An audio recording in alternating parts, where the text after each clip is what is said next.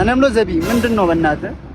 እኔ ቆይ አንተ ይዘን እኔ በጣም ርቦኛል በእግር ተራምደን ምግብ ሳንበላ አሁን አንተ ብር ያዝክም አንድ ነገር ጋብዝ እንብላ እንዴ ብሮ ምንድነው ምን ነው እኔ ብር ካለ ምን እደረጋለሁ እኔ ብቻዬ ምንድነው ምንም የለኝም በቃ ብር ካለ በቃ ሆቴል መወሰድ ነበርማ ምንም የለም እና ብር ካለ ለዚህ ምን እንሰራለን ቤት ሄደን እንተኛ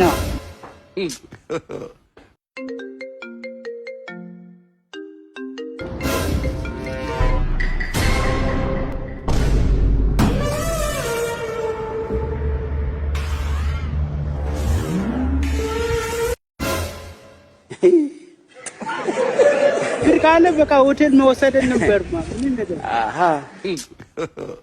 God have mercy upon us